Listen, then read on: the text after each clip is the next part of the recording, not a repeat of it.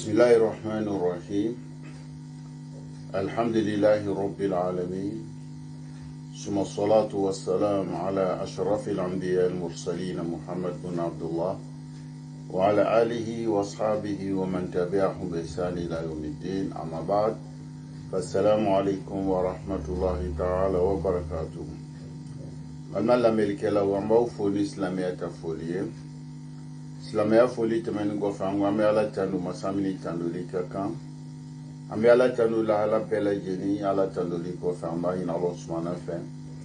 a ka nɛɛma n'a ka kisi a k'o si a ka jiba kan n'o y'an kunni Muhammad alayhi salatu wa salam. An bɛ Ala dali an kunni Muhammad ka so dungoyaw ye n'a ka sahabaw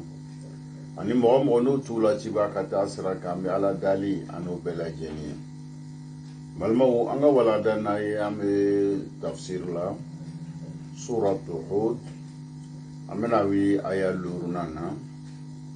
Ala kodi a'udhu billahi minash shaitanir rajim. Ala innahum yasinuna sudurahum liyastakhfu minhu. Ala hina yastaghshuna thiyabahum ya'lam ma yusiruna ma yu'linun. Innahu alimun bi dhati sudur. Ni aya anga bi somanda baro o bena ke min kan o de ni ye o faamuya ko ɲuman ko nɔgɔ ne ni aw ma ya rabbal mokela ala b'a fɔ la ɲinɛ k'ayaw tuluman don i ka dɔn kafiri nu mana min na o bɛ ka kuma o ni ɲɔgɔn cɛ o ɲɛna k'a fɔ o bɛ ka min fɔ a dɔgɔnin bɛ ala ma a dɔgɔnin bɛ ala kira ma alayhi salatu wassalam. Ala bina kanu de ɲɛfɔ an ɲɛna ka bɛn ni aya nin ma ka a yɛrɛ ka se a n'a ka lɔnni ni k'o yira an na. Ala ko di ko kumana min na ni aya bɛ kuran na kafiriw ma u bɛ lahala min na in hawla al-kafirina al-karihina li-da'wati tawhid. I k'a dɔn maa mun bɛ yen ni ala kira ci la ka na olu kama olu ma k'olu to makan n'ala kira bina kana ala ka kuma kan n'o ye kuranna ye k'o kalan o kan o man di o ye o tɛ fɛ k'a lamɛn ala kira bɛ k'o wele ka taa ala kelimandiya min na kumana min na ala kira bɛ k'o wele a b'o kɛ lahala min na ala bɛ fɛ o fɔ an ɲɛna kuma jabaliya o ye kuma goya o ye o tɛ fɛ k'a lamɛn muso ye se ka nafa sɔrɔ a la cogo min na o bɛ mun de kɛ an karamɔgɔ ko yahanuna zuhurahum wa yankisuna ru'usahum ka'annahum yuhawiluna tayyi sudurahum ala butunihim hina sama'i al-Qur'an al-Karim. Kumana mina Qur'an bɛ kalanna o kan n'o ye ala ta mɛn ala kɛra bɛ k'o tagabolo min don o kɔrɔ ni k'o wele ka taa ala kelimandiya ma o jaya bɛliya o ye o goya o dusukun na o bɛ mun kɛ o b'o kun jɛngɛ o tɛ fɛ k'a lamɛn o b'o disi ta k'a la o kɔnɔbara kan k'o disi majigin k'a la o kɔnɔbara kan bi mana k'o disi minimini kɔnɔbara ma ɲala o ye kuma ye k'a yira ni dusukun n'o o plié la k'o kuru k'o mini komi an bɛ dɛbɛ mini cogo min na k'o fara kɔnɔbara kan k'o kunkolo jɛngɛ nin bɛɛ fɔ kun k'a kɛ k'a yira lahala de k'a yira min bɛ fɛ k'a fɔ o tɛ fɛ k'a mɛn n'o tɛ fɛ k'a mɛn o bɛ min kɛ o de ye nin ye mana min na ni kuranna bɛ kalan na o b'o sisi la o kɔnɔbara kan k'a mini a ma kana se k'a don k'a mɛn cogo ɲɛ min na o b'o kɛ k'o yɛrɛ dogo liyastakhfu minhum woso bɛ dogo ala kira ma a kana ban k'o ye hina tilawatihi mana min a bɛ kuranna kalan na fala yarawhum hina nuzul hadhihi al-qawariq ala ru'usihim o tɛ fɛ ka ala kira ye mana min na kuranna aya mun bɛ jigin la a bɛ kalan na o kan a kɛra komi bɔmu de bɛ jigin la o kan olu tɛ fɛ ka ala kira mankan mɛn u tɛ fɛ k'a ye fana an karamɔgɔ bɛ min fɔ la an ɲɛna ka bɛn ni maaw dɔ ye o faamuya ko ɲuman ko nɔgɔya ne ni aw ma ya rabbi ala m'o kɛ an karamɔgɔ b'a fɛ la kanu idha marru bin nabiyyi sallallahu alaihi wasallam سنة صدره كي لا يراه أحد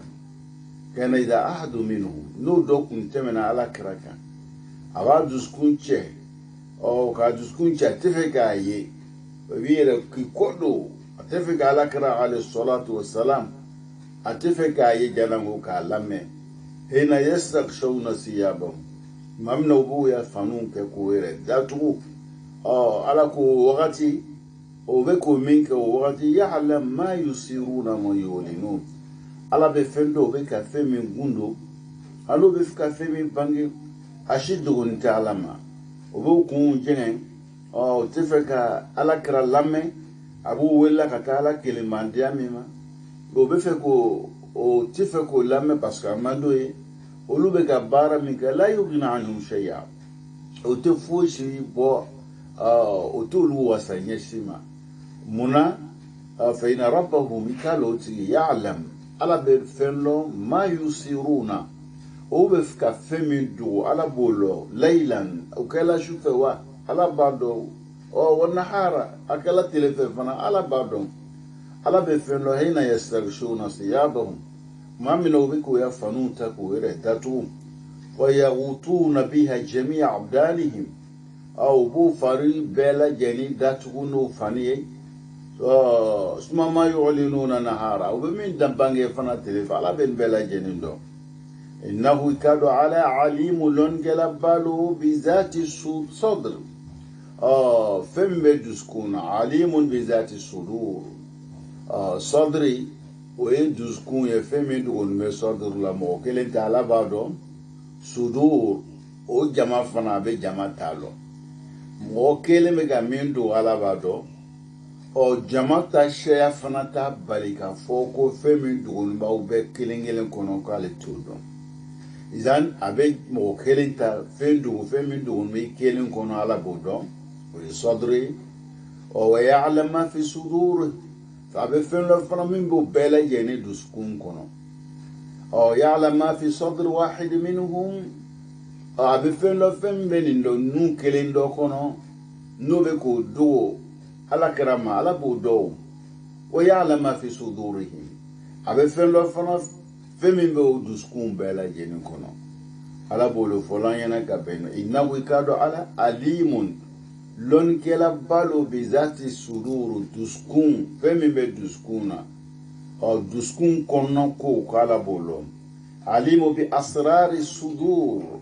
أو فمون دو نبي دسكون كونو على بولو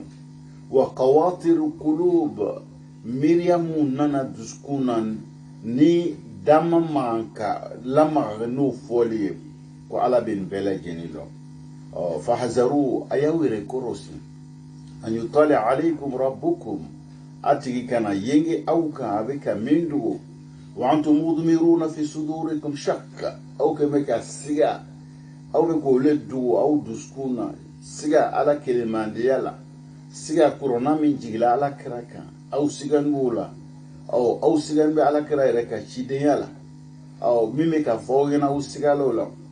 أمينا ساكا كونو ألالا ساكولا مي أكونو ألان تولا أو سيكو في فنا كامينا كونو كأنسرا أنغا بارا ونانغا فوتاولا bela jene fe min siga bawla aw be ko min dugo aw re kono ala bolo fola yene ka fo aw be ko min dugo ko lo ni be ala bolo ambe ala dali yamba ina Allah subhanahu fe o fam ya ko nyuma ko no nin aw ma ya rabb ala mo kala idan min be ala ka lonira ka fo ko shi dugo ni tama abe fe bela jene kalama aya ni ne bo iranna o angra mo be min fola yene ka benim أنا موبنا فاينم السرائر لا يعلمها إلا الله جندو موشيتو لفو على كلمة يعني يظنون أن لهم سرائر لا يعرفها أحد أو لبك من جيكو جندو دبوفه ويا جندو نكو موشيتو جندو لفو على كلمة أمير بن وحب خرج مع صفوان بن عمية بن خلف إلى ظاهر مكة في الصحراء على بنا يعني كوكو من كلا أمير بن وحب ني صفوان بن أمية فلان نونجه على بنا كباريو نيفو على كراينا وي كوكوي min b'a yira ale ala bɛ ko duguninw lɔ ko mun tɛmɛna ala bɛ n'o dɔ lakali mɔsɔn an bɛ se ka la o la ka dɔ fara an ka lannaya kan ala ka kolɔn kan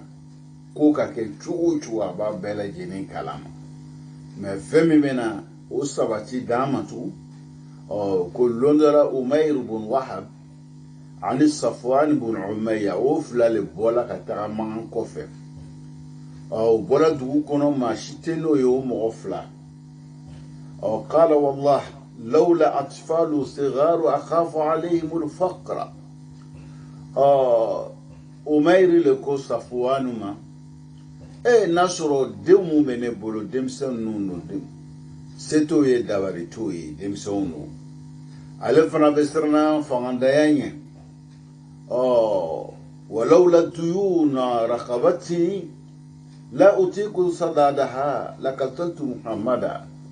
n'a sɔrɔ ne ya denw nun ko tun tɛ ne ma juruw fana bɛ ka n datugu se tɛ n ye dabari tɛ n ye n'ole tun tɛ ale tun bɛ taa Madina taa Mohamɛd faga o fila de bɛ ka nin fɔ ɲɔgɔn ɲɛna maa si tɛ n'o ye o don kama o b'a fɔla lon min kama wagati min na o tɛ dugu yɛrɛ kɔnɔ o bɔla dugu kɔnɔ ka taa dugu kɔ kan o fila bɔla mɔgɔ tɛ n'o ye o bɛ ka min fɔ Umayr de ye nin fɔ Umayr bun Wahab a ye nin fɔ jɔn ɲɛna Safwan bun Umayya karisa vraiment ne ya denmisɛnw tɛ ni musow ani gwɛlɛya min kan fangandaya la n'o tɛ mɔgɔw ka juru bɛ na n'o tun tɛ ne bɛ taa Mohamɛd nɔfɛ n bɛ taa faga an bɛɛ b'a la y'a yɛrɛ lafiya wa arahtukum minhu n bɛ aw lafiya a ka kuma jugu n'a ka hakilila jugu mun bɛ fɔ la aw na lafiya ka bɔ a ka tɔɔrɔ ma faqala lahu Safwan kɛni Safwan ko a ma ama awladuka fahum awladi i den ye ne denw de dɛ mamtada bihim al-umr madama ko to nina ko to balola i denw ye ne denw de n bɛ lɔn n'o ya koɲɛ bɛɛ lajɛlen ye parce que ne yɛrɛw denw no wa kana ghaniyan ko Safwan ko setigi tun ye mankan setigiw sɔrɔ tun bɛ maa mun na ale tun b'o mɔgɔw cɛ la o de y'a bila a y'a fɔ Wahab ma Umayr bun Wahab e bɛ jɔyɔrɔ la i denw mun ta ko lo k'o to ne bolo ne yɛrɛ bɛ na lɔn n'o ye madama ka o bɛ na wagati min kɛ ɲɛnamaya la ka n to yan o bɛ na wagati min kɛ ɲɛnamaya la ka ne yɛrɛ fana to ɲɛnamaya la o ka ko bɛ ne bolo e kana jɔyɔrɔ la ɲɛsin ma wa amma duyunuka fa alayya i ka juru mun fana b'i la o juru n'o bɔ i hakili la ne yɛrɛ bɛ lɔn n'o juru ye ma balaga juru nun ka kɛ juru sugu a ka kɛ wari sugu ye mɔgɔw ka hakɛ sugu b'i la ne bɛ lɔn n'o ye ɲɛsin kana jɔyɔrɔ la ɲɛsin ma famdi lima aradta i bɛ fɛ ka min kɛ o taga o la taga n'o de i bɛ fɛ ka taa Mohamɛd min faga an bɛɛ lafiya taga e kana siran ɲɛsin ma i ya ko bɛ ne yɛrɛ bolo i kɔfɛ yan n bɛ na lɔn n'i denw ye n bɛ na lɔn n'i musow ye mɔgɔw ka juru mun fana b'i la n'o bɛ na o juru nɔfɛ n b'a bɛɛ lajɛlen sara setigi le kunu man sɔrɔtigiw le kunu Safwan tun bɛ man sɔrɔtigiw cɛ la o de y'a bila nin bɛɛ lajɛlen fɔ la donc a ko Umayr ma ele kana jɔrɔ ele ka taga i ka baara la i bɛ fɛ ka min kɛ n'o ka taa Mohamɛd faga an bɛɛ lafiya i taga o baara la famada Umayr wa akhadha sayfahu o fɔni a hakili latigɛ la a y'a dɔn mɔgɔ bɛ min bɛ n'a dɛmɛ parce que a fana b'a dɔn se b'a ye a ye mun kɛ sisan a y'i labɛn k'a ka muru ta muru min bɛna kɛ k'a Alakira faga a y'o muru ta ni ka muru labɛn olu tun bɛ mun de kɛ u bɛ muru labɛn baga la n'o ka labɛn baga la n'a sili ma i b'a ye ko fila i ma muru yɛrɛ k'i faga o nɔgɔnni na o y'a kelen a filanan n'a ma se k'i faga ni mɔgɔ dɔ la i yɛrɛ sera k'i yɛrɛ bɔ ka sɔrɔ murunɔ bɔr'i la baga min b'a la o bɛna kɛ sababu ye i na sa donc o tun b'o baara de kɛ u bɛ muru lami baga la o lɔnni tun b'o bolo o tun b'o baara kɛ wada'ahu ala atikihi a ka muru bila a kan na وجهز راحلته أكاكا يلنغن في أيو لبه أقول لبه وذهب إلى المدينة هو أتغلى مدينة هذا بعد بدر وكلا بدر 80 كوفن بدر كلا باني كوفن كلا موسو بدر كلا ومجاولا وجويا وحاسريا وبلا جنيبك وبلا وفك منك fo momadi rele situnu ka bolu jela angara mo be min fo ayene ka beni mawdai idan walahu ghita'u li niyatihi al-makhira liyafdi aqahu me abita madine ngenie biole ba kuno ngenie ayo dugo abalmanche tula badri kelela joyala aleni mo mun kaye bale ba ke kuma le talo le kuma bo ka ba ya joyala aba kan ka abe ni mo ni tola kelela kele dala te joyala wardo be obo minila ki ilabla ale balmanche tola joyala badri kele keni mun tola joyala balmanche be o mola donc ale be tagala femi ba duskuna o de ka ta moment fara ole ba duskuna mabe ka min fo mo yene o de metalambal manche kuma fo abu ole ba kono وصل المدينة فراه عمر حسني مدينة عمر كاي فقال هذا عدو الله عمير بن وهب عمر كو على جوديني عمير بن وهب على جوديني جاء يريد شرا اي كادو عمر مسوما يا سومين نجا alakna hakili mwandama kabeuluka kesirima hakili noro de bal alamona noro la noro surla ala genyafe surla ala kra genyafe surla ayreka loyoro ni ala krai kasika slamaya deme bela jenina keni ala ya deme ni mie famia ko nyuma ni hakili nyuma lon mo ba fo Umar ali kuma do ni miria do nanala ala be kurnan jigi kana o miria bamba ko sabati be Umaru ubaya sebeyaira ubaya kesirira ubaira ko fo mo mino mo basigino Umar ya yeminga aye Umairi ye akoni mana nyumana ala juguni mana nyumaya amana nyumana minge fa qayadahu bi hamalati sayfihi Umar ya mine akeme ka muru minge aya muru siri na minba bulu Umar ya mine ka sir no ire waqtadahu ila an-nabiy alayhi salatu wassalam ya mine katana ya lakra fe neman kisibai Umar ya minge odeni كان والنبي عليه الصلاة والسلام كان رقيقا على كرايبادو ولكن يوم دسكون كنغامرا دسو كما أني عمر تا دسو شو شكله فلما رأى رسول الله صلى الله عليه وسلم عمر أو على كراك عمر أبيك من شو منا قال يا عمر على كراك عمر ما أطلق صراحه أبلا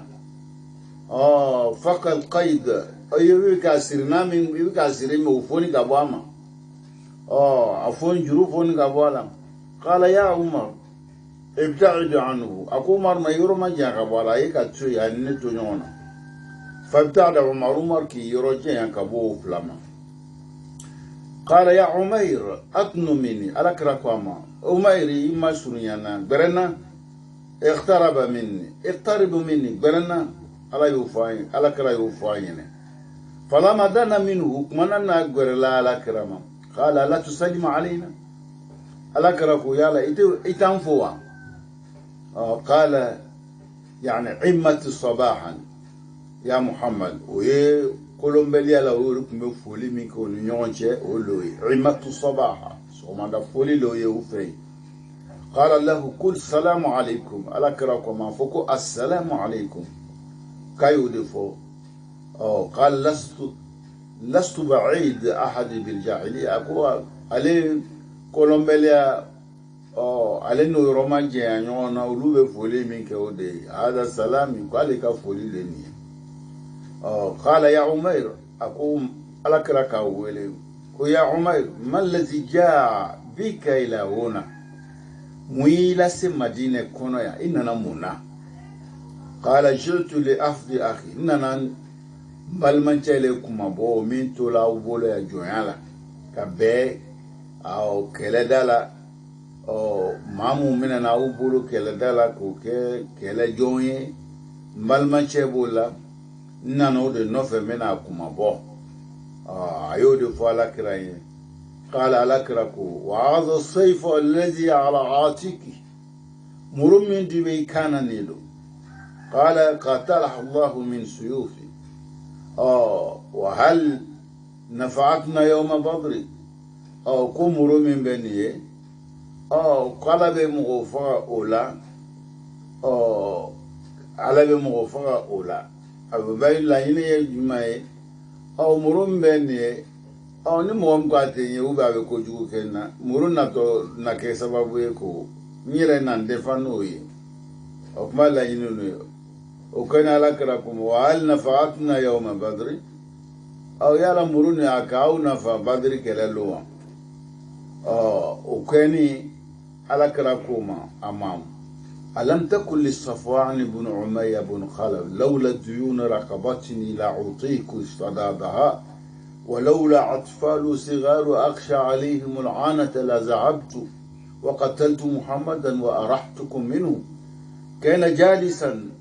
فوقف فقال والله إن هذا الذي قلته لصفوان لا يعلم أحد في الأرض إلا الله وأنت رسول الله أسلم وقبله النبي صلى الله عليه وسلم نيرنا على كرايا حكي الله كما عليه نغلونتي على كرايا aye ngalondu mentige ya kukale na balmanjele kumabo ayo fo mingala krako yala ma fo Safwani yenewa kuni juru kunti ela sera ka juru min sara anini ya demso ya kote olu fitine mu be ke mena madine ebina Muhammad foka ninga Safwan nason no fo nyogo bela jeni ko lambia kabo Muhammad ka toro ma yala mu fo كان جالسا أكون سيغني لو كما فوني أكون سيغلا ولا كالو الله أكموفو اللوني والله إن هذا الذي قلته لصفوان إن من فوني صفواني أو لا يعلم أحد في الأرض إلا الله مغشيتني لو فعلا مغشيتا لو باسكو مغشي كنتي لو منامبا فولا نفانا يبندو ديني ni صفواني Varan babdo Safwan tina ni lakal machiye foni bara keninko donc niya ile sela kanifo bayira kafo ele chaere la alaka chide miya mi ba fola ele alaka chide ne meslama ya ibolo kalo ele alaka chide ayemi chikana adama doma ayo kuma fo minge alakra ya minaka bransi ngoso anuzon jela ayaslam yala falama kharaja kumana mina bola alakira ko aslamani qala sayyidina umar radiyallahu anhu umar ko ala madina umar ma wallahi laqad dakala umayr ala rasulillah wal khinziru ahabbu ilayya minhu umar ko umayr dula alakira kan kasro le kadale katima umayya وخرج من عندي أبولا على كرايورم وهو أحب إلي من بعد أولادي أبنا أبولا كرايورم مامي أمير كتني كتمن دين دوكا لكن صفوان بن عمية أكاي أبدو على كراكم مامي نا للمانو ألفه لا ركفسان لا كبدا لا كتماك ما من أبنا أبو abola kani mi bale duskuno kabu katimale ere dendoka ajenya mi bale duskuno kabu ale yoro katimale dendoka amuna ngoso aslamaya ala kira bolo akaka aslamaya ira angara mo be min fo ayene ka beni mawdoy izan Safwan alitura Makka yantanzuru khabaran saran alebe kibara min kono kibara min kadi o yejuma ya ala kira faga ale sigini me abole konona faqala yaqulu fakana yaqulu lil kufaru Makkah عليك ما فمانك وين انتظروا خبرا سر اي ما كونونيك كباراتو بين اسيسا ميكا دي كسر انتظروا اي ما كونونيك خبرا سارا كباريالا من بعون زنجا ابو فورا باسكو الف اسيسا وما يدو بين تعالى كرافا او بنغام من بوليونجه انو كلا او الفنو كباراو بين جنزه او مو ينو نانزونجا مدى يوم ويومان وأسبوع وأسبوعان ترفلات منا لوكم جلين تمنا لوكم فلات تمنا على بكالا كرا فغالي من كونو على تكو كباريا سرو ولم يأتي هذا الخبر صار كباريا دوما منا لبو كونانو يالا كرا فغالي على تكو نيو كباريا سرو نيشيما ما كونو نا يرما لابوتو فخرج إلى ظاهر مكة أبولا مغان كفر ينتظر الرخبان أو تاما كلا مو ببو مغان مدينة كان أو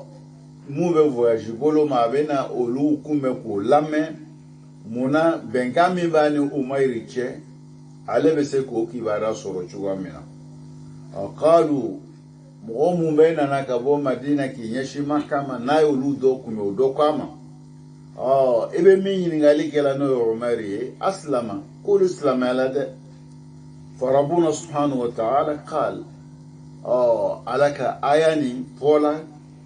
kayira kodo ela chuchu ale ala bado ala innahum yasinuna sudurahum liyastakhfu minhu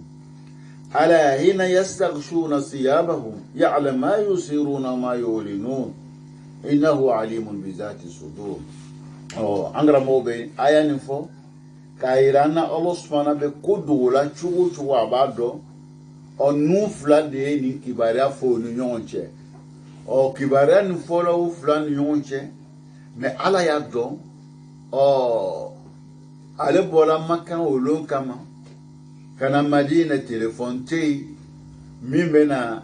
كباريا لا سيغا سورالي ماسي alakira di ntei manka umore mu kumbe ulu ere makei o mo flale kumbe alakira nana kana ni kibara nyafo nimbe alaka lonira ni bayira ko kote duwa ala bolo fulanya na ka benima Allah ya'lam kull shay fi al-qalwati wal jalwa ala be fenkelengele bela jenilo ibi la kolo yanka minke anibi bla kene kanka minke kaloni ba ala bulu anta mustaliq bil bayt ala al bayt قلت عمل كذا كذا او الي اجاني ميكا سوكونو او ايبكا من فو ايبكا من بارامين كتا من فوتا انت مخشوف او كان فوق يدون بيابونا ده إلان مكانك أنت أمام الله سبحانه وتعالى إبي على دين يكرو قواترك مخشوفة فم بي ميريالا فم بي حكيلا نام بويدالا نيد نيمان لا معناي أو كودوني تعالى ما لا يبالا على بكامم حديث نفسك إبي يربارو نويا يرم نينكونو يرم كونكونو نيكمكاموي أو كلا بني بلا جيني كلام يعني صراعاتك الداخلية وتمنياتك كل هذا معروف أو فلو بي إميريا بكلام عمرها إنه يكي سوسو نكتا كان نسوسو كان نكتا نفوتا تغني يورونا كان تغني يورونا تاني مو بكا مير الله يحكي لله أو على بني بلا جيني كلام بل أبلغ من ذلك أنه يعلم السيرة وأقفى كوك ما ببلا على بفندو وفمي دوني به فمي فانا كا دوني به كاتمل غوندوكا على بغوندو دو فمي دوني به كاتمل غوندو كان فانا على بولو غوندو يتومي يبي بالمان دو ويله كابو مو تشلاي او فلا او بمن فون نونيا نو دي غوندو كومي صفوان وماي ولو فلا بولا مان كوكا kata kuma min fo lu ɲɔgɔn cɛ gundo ye ala b'o dɔn ala bɛ fɛn dɔ min dogoni bɛ tugu ka tɛmɛ gundo kan fɛn jumɛn dogoni bɛ ka tɛmɛ gundo kan min bɛ le yɛrɛ kɔnɔ n'i ma bɔ i da la gundo ye i ka min bɔ i da la k'a fɔ mɔgɔ wɛrɛ ɲɛna aw fila b'o kalama ala ko ale b'o dɔn min fana dogoni bɛ ka tɛmɛ gundo kan o de ye min bɛ le yɛrɛ bakun kɔnɔ n'e ma bɔ e nɛ ma lamaga n'a ye o de ka dogoni bɛ tugu ka tɛmɛ gundo kan ala bɛ nin bɛɛ lajɛlen dɔn fa anta laka jahrun wa laka sirrun ko b'i bolo min bɛ bila kɛnɛ kan ko fana b'i bolo min y'i ya gundo ye wa laka shay'un salis fɛn wɛrɛ b'i bolo o y'a sabanan ye an karamɔgɔ ko fal jahru ma'ruf min bɛ bila kɛnɛ kan o ye fɛn ye fɛn min lɔnni nɔ wa huwa mawaqifuka al-mu'lina i ya pilasiw i ka lɔyɔrɔ i bɛ min bila kɛnɛ kan ni bɛɛ ɲɛ b'a la wa sirru mawqifuka dakhiliya gundo ye jumɛn ye fɛn min b'i kɔnɔ i kɔnɔna fɛnw ala b'o kalama wa ma tubtinuhu ani nas i bɛ fɛn min dogo mɔgɔw ma ma tuhaddisu bihi nafsaka wala tantiqu bihi i bɛ fɛn min ni bɛ o fɔ mais i nɛn t'i lamaga n'a ye hada sir o ye gundo de ye nin bɛɛ lɔnni bɛ ala bolo wa shay'u salis la ta'rifu anta ile yɛrɛ fɛn bɛ ile yɛrɛ t'o lɔ anta khafiyu ank o fɛn o dogoni bɛ e yɛrɛ ma masalan alima ma kɛna ala bɛ fɛn lɔ min kɛla wa alima ma yakunu a bɛ fɛn lɔ fana min bɛna kɛ law kɛna kayfa kɛna yakunu ala bɛ fɛn lɔ min bɛna kɛ n'a kɛla a bɛna kɛ cogoya min o lɔnni b'a ala bolo naqul aw taqul law kana allahu ma'i لو كان معي 1000 مليون لعمرت بكل مدينة جامعة ni million kɛmɛ kun bɛ ne bolo ne kun bɛna dugu kelen kelen bɛɛ lajɛlen kun bɛna université lɔ ye walima n kun bɛna misiri lɔ ye ni wari dan kun bɛ ne bolo ne bɛna nin kɛ i b'o min fɔ hada taquluhu anta ele de b'a fɔ ele k'o kuma fɔ lakin Allah ya'lam mais ala b'a dɔn ما إذا كنت أنت بهذا الغنى نيني وريون كيلا إلى بلو تفعل هذا أم لا تفعل ابن بركة ويوال ميتوك على بودو إبافو يكو دوني على بو دوني بي كو مفانا بي بو بلاكينا مفانا بي أما على بي دولو إبي من بلاكينا كالا فانا بولو على بي سباناندو إلي رتو سباناندو يتومي ni milliard bi bolo e b'a fɔ wallahi e b'a fɔ ni milliard kun bɛ ne bolo ne tun bɛna misiri kelen lɔ dugu ɲuman bɛɛ la dugubaba bɛɛ min bɛ Côte d'Ivoire yan bɛ Mali la ne tun bɛna misiri lɔ o bɛɛ la walima ni milliard kun bɛ ne bolo ne bɛna kalanso lɔ o bɛɛ la e bɛ k'o min fɔ ala b'a dɔn ni milliard b'i le bolo e bɛ n'o kalanso dɔ wa walima e bɛ n'o misiri lɔ wa ala b'o lɔ walima i yɛrɛ tɛna lɔ wa ala b'o lɔ mais e yɛrɛ min b'a fɔ e t'o lɔ milliard bɛ se ka k'i bolo i t'a kɛ o mais ala b'a dɔn n'a kun b'i bolo i b'a kɛ wa i t'a kɛ o lɔnni b'ala bolo mais ni le nana sɔrɔ yala i b'a lɔ wa i t'a lɔ e yɛrɛ t'o lɔ an karamɔgɔ bɛ min fɔ ala an ɲɛna ka bɛn nin ma nin bɛɛ fɔ kumaw ɲɛna a y'a dɔn k'a fɔ ala subahana masa min no tulonkɛ masa tɛ a b'an ko bɛɛ lajɛlen kalama n'a b'an ko bɛɛ lajɛlen kalama anw kan an yɛrɛ kɔlɔsi min fɔla an ɲɛna an y'an yɛrɛ kɔlɔsi o la min fɔla k'an ka nin kɛ an y'an yɛrɛ kɔlɔsi k'o kɛ o kɛcogoya la min fɔla an ɲɛna an ye to yen an y'an yɛrɛ kɔlɔsi an y'o to yen mɔsɔn a kɛ o le da ka d'an na an bilala k'an y'a kɛ an ka hɛrɛ b'a kɛli de la o de kosɔn o fɔla an ɲɛna a ye nin to yen an ka hɛrɛ b'a to de la o de kosɔn an y'a yamaruya la k'an ka nin to yen jɔnni ko an y'a kɛ khaliqu samawati wal ard san danbaga dugu danbaga o de b'i bila la k'i ka nin kɛ san danbaga dugu danbaga o de b'i bali la k'i ka na nin kɛ yala o ye tulonkɛ masa ye wa masa min ka san da tulonkɛ masa don masa min ka dugukolo fɛnsɛn an senkɔrɔ o ye tulonkɛ masa ye n'u ko i ye min kɛ e bɛ tulonkɛ o kumakan na yala est ce que i yɛrɛ hakili dafalen bɛ fiɲɛ t'i hakili la i yɛrɛ ɲininka e ye maa sugu jumɛn ye adamado yɛrɛ an ni ɲɔgɔn cɛ maa min b'i ni san cɛ e yɛrɛ b'a dɔn i b'a ka fanga lɔ i b'a dɔn nin tɛ tulonkɛmɔgɔ ye n'a ye min fɔ a b'a kɛ n'o y'i bila kuma la y'a bɛ tulonkɛ o ko la o y'i yɛrɛ adamaden ɲɔgɔn ye n'a ko i ye min kɛ e yɛrɛ b'a dɔn n'i m'a kɛ i y'a filani cɛ tigɛ i tɛ tulonkɛ o kumakan na n'a ko i kana nin kɛ fana i fana tɛ i tɛ sɔn ka kɛ muso i k'a dɔn sigida la i k'a dɔn a yɛrɛ cogoya la a ka fanga min b'a la ko gɛlɛntigi don a tɛ tulonkɛ fɛ n'a ye min fɔ a k'o kɛ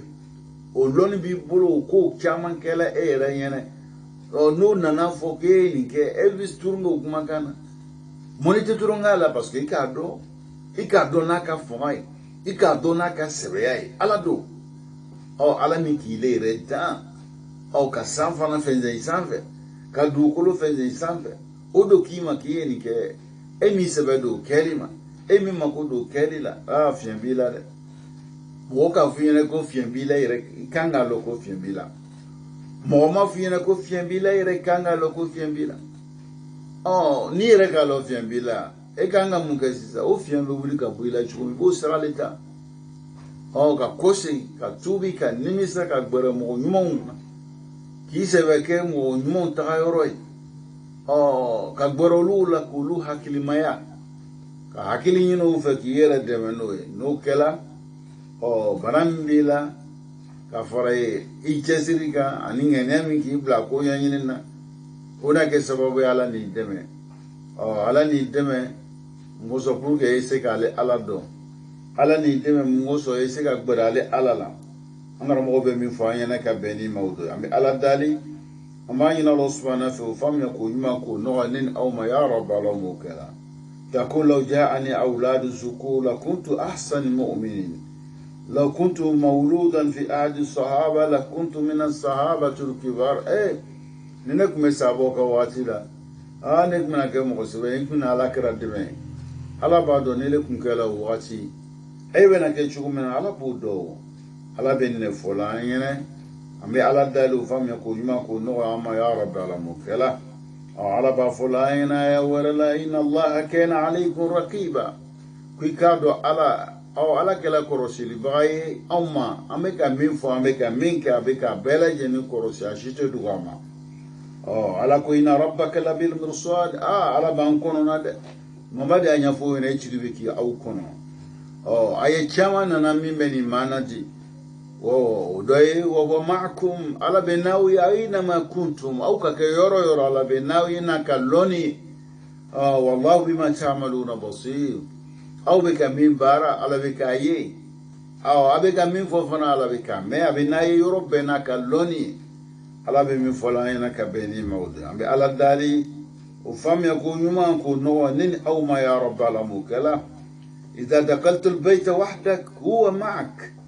ندري يا سكون الكيل على بنيه فتح باب فتحت نافذة من بيت الجيران فالله سبحانه وتعالى معك دوكا بوندا يلايس جيونا والما فيندري ايس جيون دوكا يا بوندا يلا والما يس جيون دوكا يا فيندري دايل على بناي ابنا مينك ابنا فلل مينك على بناي ما دوغالا ما ala bɛ min fɔ la an ɲɛna ka bɛn ni maaw dɔ ye o faamuya ko ɲuman ko nɔgɔ ni aw ma ya rabi ala m'o kɛla o la don an k'an ka la ala da an k'an ka lɔ ala ya turunkɛ masa tɛ ni turunkɛ masa tɛ a bɛ ka min fɔ an ɲɛna an ka law la ni a y'a nin fɔla k'a yira n'ala bɛ an ka ko bɛɛ kalama ko si dogoni tɛ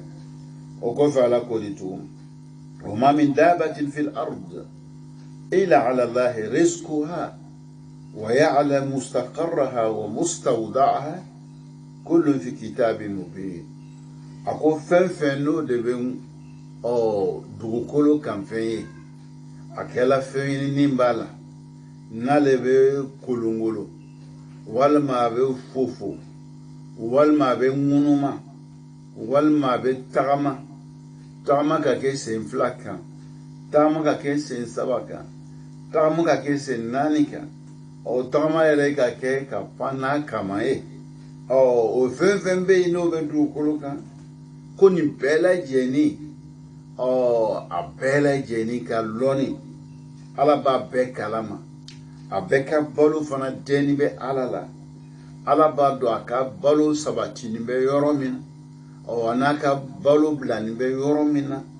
a ka balo kan ka s'a ma se cogoya min na ko nin bɛɛ lajɛlen lɔnni bɛ ala bolo nin bɛɛ lajɛlen fana sɛbɛn bɛ kitabu la kitabu min n'o bangeni ninnu dogo t'a la n'o de lahul mahfuz ye mikɔrɔpu ani virisi o fɛn minnu bɛɛ ɲɛnamaya fɛn ninnu bɛɛ virisi minnu mikɔrɔpu minnu ni ɲɛ tɛ se k'a ye ni mi yɛrɛ dɛmɛ ni mansimafɛn ni appareil téléscope ni m'olu dɔw ta k'i yɛrɛ dɛmɛ i t'a ye mɛ ala bɛ nin bɛɛ lɔn nin bɛɛ ka balo ala bɛ nin bɛɛ ka balo fana ale bɛ ala bolo balo ni sabati bɛ yɔrɔ min na a bɛ s'a ma yɔrɔ min na ko nin lɔnni bɛ ala bolo ala bɛ nin ka nin de fɔ an ɲɛna هذه الآية قادتني إلى موضوع دقيق جدا أنغرا موضوع فولا كو آية نكالبلا قطغا يعني ميريال ما حكي الله ما سلama يكون وبين علبلا بكونو ينفعين كايران الدين له جوهر دين من ما كان بارا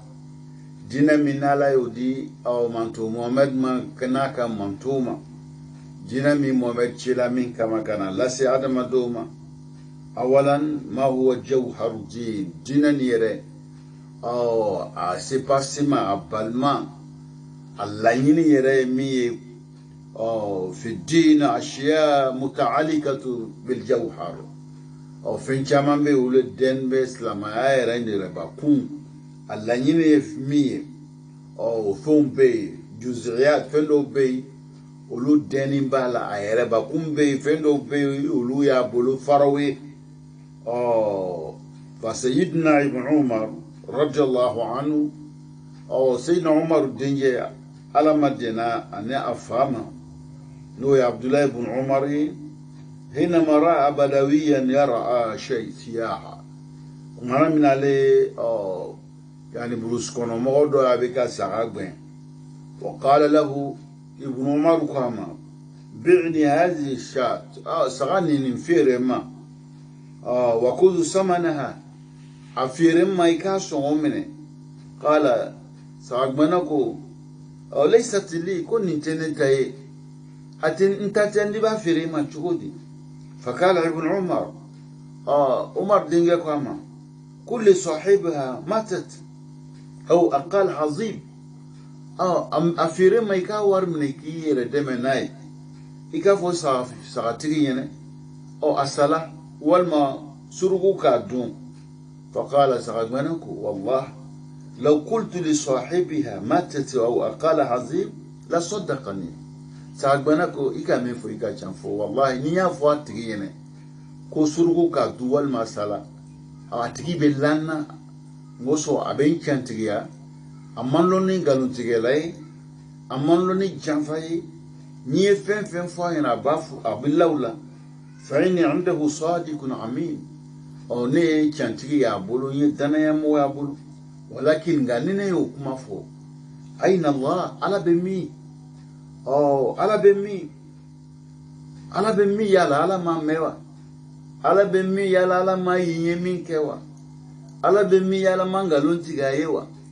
على بمي يالا ما جنفا كايوا على بمي كما نمنا نيسا غاني فيريما وكما نيا فيريما كالا تورو ما مفي كولي لوي إبه جنفا كلا نالا تورو لا ebe janva kela nala nyetala okuma mbeti mina wu nyonche nala tiko me okuma kwala etoro gure nyetaku loni tala uka kola ni lalo le la okuma na bu fika ngalo mi ta ko ngalo nchike na bu fika janva mi ka ko janva ke moso be sirana masami ka ko loni tabulu ataya fuishi kalama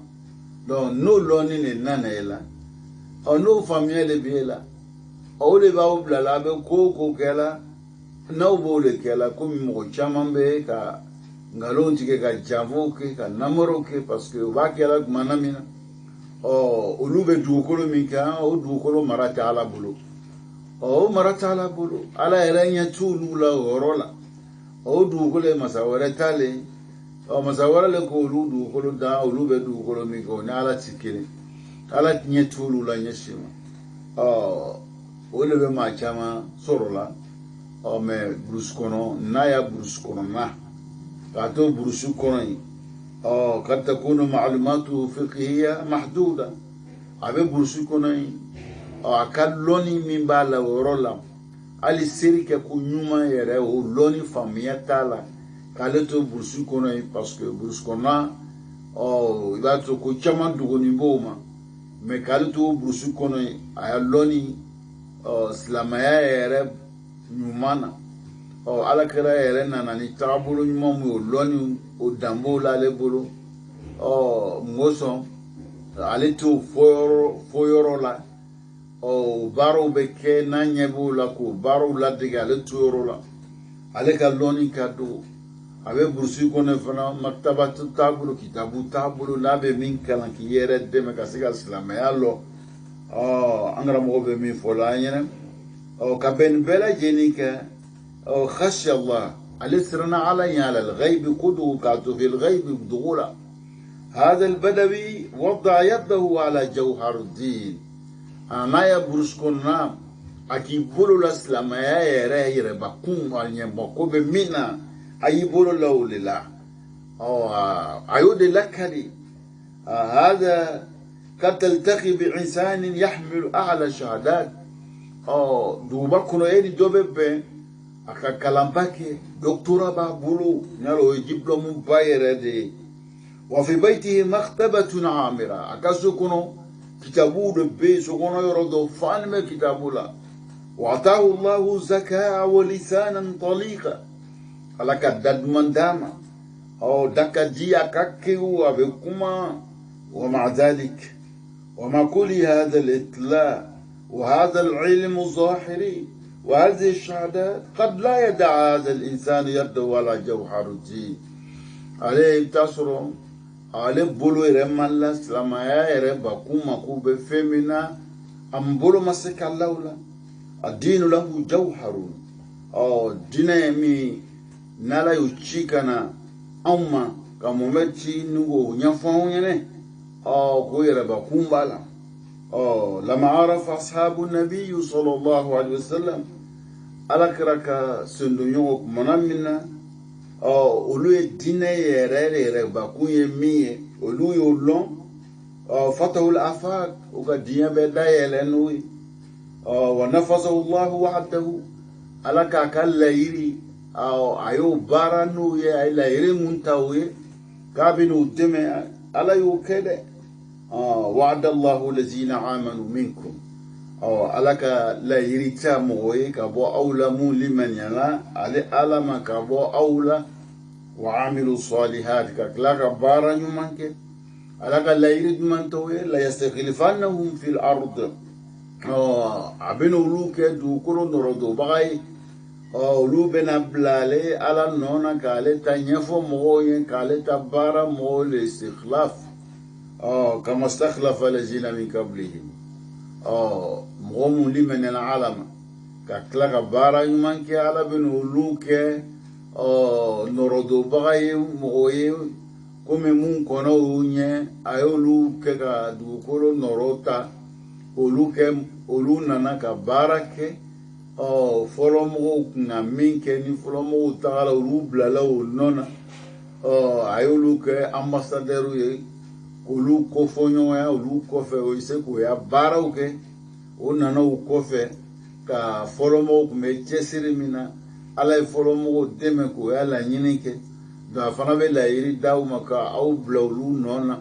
k'aw fana dɛmɛ komi a y'olu dɛmɛ cogoya min na ka aw bila aw bɛ se ka diinɛ lase komi olu ka diinɛ lase cogoya min na hada wal istikhlaf ala bɛ min fɔ la an ɲɛna ka bɛn ni ma o dɔ ye wala yumakkinana lahum diinahum dinɛ min dila o ma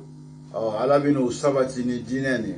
k'o bila o bɛ dinɛ nin lase a lase cogo la k'o bila fana o bɛ dinɛ nin o b'a baara cogo la الذي ارتضى لهم على كو دينامي وبارا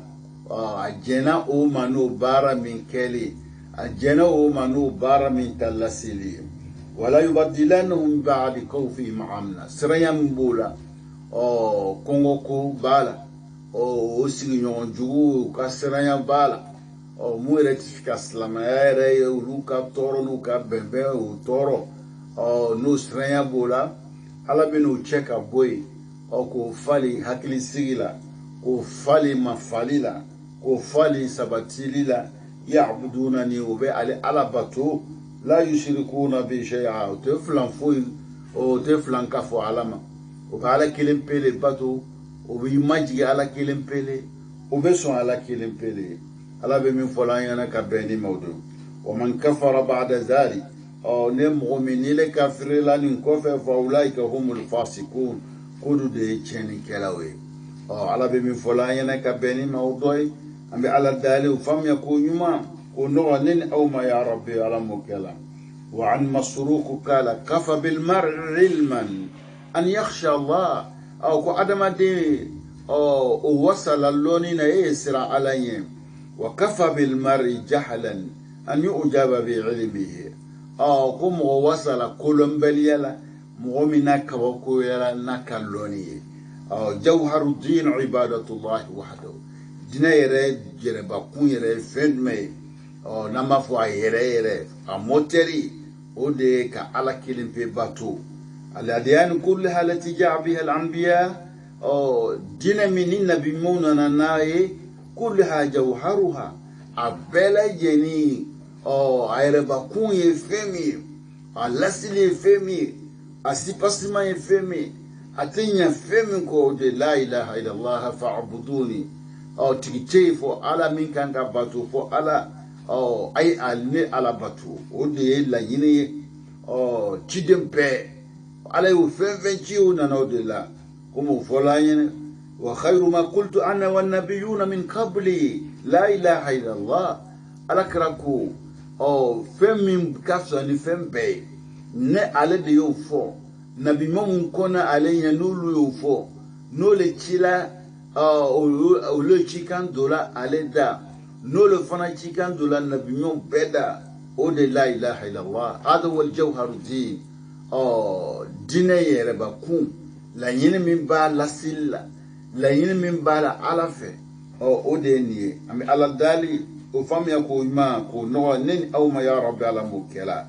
إني توكلت على الله ربي وربكم على كربا فلا ni ala b'o la kalan ye aya wɛrɛ la o k'a y'o lase a ka mɔgɔw ma ale ala kira bɛ k'i yɛrɛ di ala ma a bɛ k'i ya ko sɛmɛ ala la ala min y'ale tigi ye ala min fana y'aw tigi ye ala min y'ale lamɔbaga ye ala min ye aw fana lamɔbaga ye ma min dabati la huwa akhizu bi nasiyatiha fɛn si le tɛ nin dugukolo nin kan min ka kɛ tagamana sen fila kan min ka kɛ tagamana sen naani kan min ka kɛ kolongolo ye a yɛrɛ juguri kan mɛ kuma ɲɛsin bɛ adamadenw de ma nin yɔrɔ la k'a fɔ ala bɛ n'o bɛɛ lajɛlen minɛ o tensi ma ni k'o ɲini k'o ta fɔta n'o ta kɛta la inna rabbi ala siratin mustaqim i k'a dɔn ale tigi bɛ sira fɛ bɛ sira tilenni de kan sira tilenni a bɛ k'o de ladon adamadenw senkɔrɔ kalimatu tawhid bayna al-janibayn an-nazari wa at-tatbiqi jawharu din an ta'taqid anna al-umura kullaha kabiruha wa saghiruha jaliliha wa haqiruha bi yadillah dina yɛrɛbakun laɲini min bɛ dina nin na n'ala ka laɲini dɔw ye n'a ye cidenw bɛɛ lajɛlen ci n'o de kan ye n'a ye Muhammad alayhi salatu wassalam min jala ye n'a fana y'u le ci k'o fisaya ka tɛmɛ cidenw bɛɛ kan